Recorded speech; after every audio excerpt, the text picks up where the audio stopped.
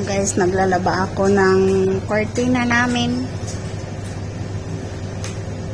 Ayan, matutuyo na siya.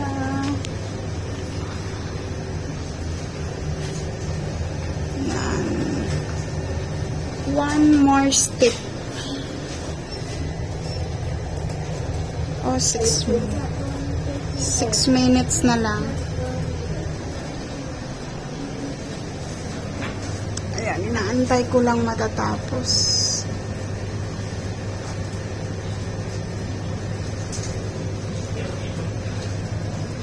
Ayan, kasi di kayang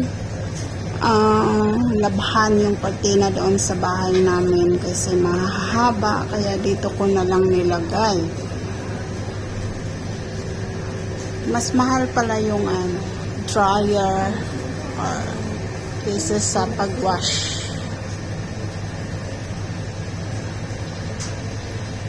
Pero mas mahal sa Pilipinas.